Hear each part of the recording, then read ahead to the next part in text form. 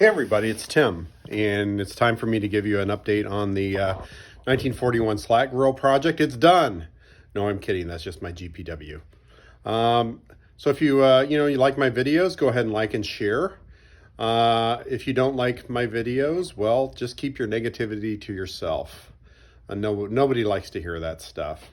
I have 37 subscribers. I'm 963 away from actually being monetized, so I'm like that close to it. So really, I'm not getting any money off of this. I'm really not getting famous off of this. I'm just kind of doing this because I enjoy sharing the story, and hope you enjoy it, and you kind of see what kind of work I can do, someone with very, very basic skills. So, if I even do get those 963 other subscribers, I know what YouTube pays, but I'll probably get like a warm bucket of spit for like the first 10 years or something until I actually build an audience. So, and really, I don't do a lot with production and stuff because there's really not much in it for me other than just sharing these stories with you.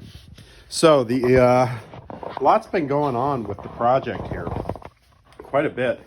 And you may not see all of it, but if you look, the last episode I took off all the panels on the side so you can kind of see what's going on. Well, I've actually removed all the floor since then.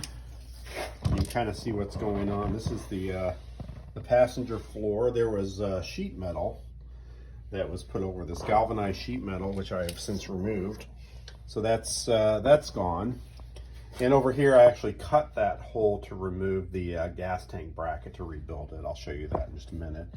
And you can see I've got the clear floor there for the gas tank sump, and more of a hole over there. So, let me go over there and show it to you.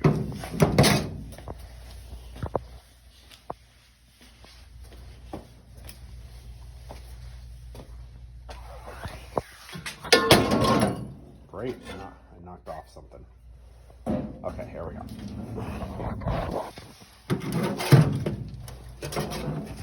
This is what it looks like over here. I kind of Fred Flintstone here. You can see over here where the gas tank filler is. So I'm pretty sure I'm going to replace this part of it right here. I'm going to replace this part of it right here. But the front floor, I suspected it was probably already gone. That hole was actually already there.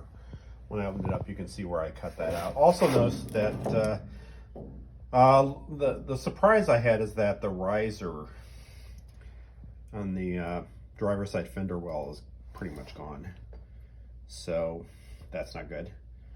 But I think that's not as bad as it could have been either. So anyway, that's what the original floor looks like. So I've got the seats out. All the seats are out, and here's the lights, the front headlights that are basically ready to go back together. Those are all built, are getting ready to get built. They're pretty much together right now. And I've been getting lots and lots and lots of parts coming in from all over the place. I have the data plates. I got those from Europe. And the grill's been out for a while, but I actually removed the radiator, which is located right here. We'll take a look at that maybe another episode. Let me go and open up the hood.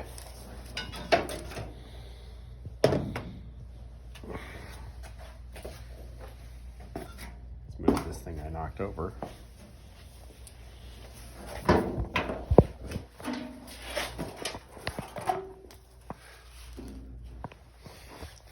And we'll kind of see what we got going on the inside. Let me turn the light back on.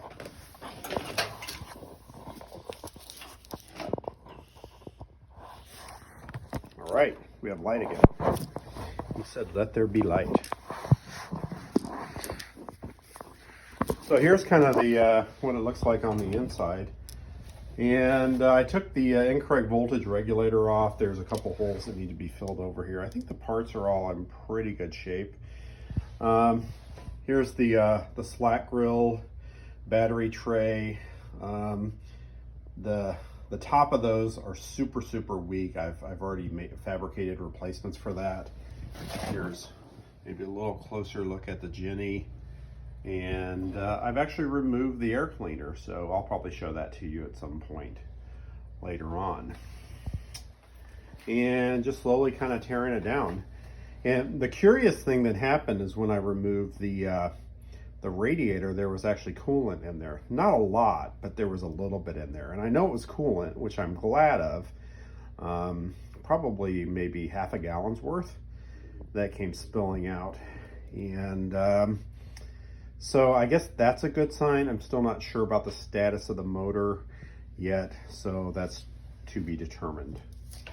One thing I actually worked on yesterday was, again, I played with my welder and I actually filled these holes over here. This is where the blackout drive light holes were located. The big rusty hole there is where it actually sat, and I'm gonna have to, I'm just gonna go ahead and patch that panel. This whole process of filling holes was new to me. I used my Lincoln Electric Handy Core welder over there. Again, I'm taking welding classes. I'm in week 13. I got a couple more to go and then we're done. So I feel pretty confident about running the welder, although I'm new to Flex Core. And I chose Flex Core because I don't have to maintain gas. And there's some pluses and minuses to it. It's not the best maybe for sheet metal, but I think the amount of space that it takes and it gets the job done. And it's on a very low setting. I think it's on low number 2, so it's kind of like, of the 4 settings, it's the second lowest, third from the highest with heat. And then the wire speed's real low too. It's also like 2 out of a scale of, I think it's something like 10. Anyway, these are done, and I think there was a little bit of warpage that occurred. You can kind of see over here, it's a little bit of a low spot. So I actually put in some new metal to try and bring it back up, and we'll see where that goes. And I didn't want to do too much because I've got to cut out this piece right here and replace it. So I just wanted to make it sturdy and get it the best I could and kind of see where I could go. Now this is the other damage that I got to deal with, and that's where the hat channel is located on the other side of that. And that horn, that blue horn, was located there. Those are those holes that exist there. And that's where water came in through that that hole that's closest to the corner of the fender and ran down into that hat channel and rotted it all out in the bottom. So I'm going to try and do 2 different patches and then replace that hat channel. So we'll see how that goes here in the future. Good news, I sold that damn horn for like $60 on eBay. Somebody bought it, so that was good. So that's what's going on under the hood. I'm doing quite a bit of just painting different parts and things and kind of working through things. So gas tank straps, that's a new stone guard that goes there on the back of the driver's seat. And quite a few parts down there. You can see I've got the data plates, some other stuff. There's some Joe's Motor Pool stuff there. There's some metal I can practice welding on. So a few other things that are going on with the project.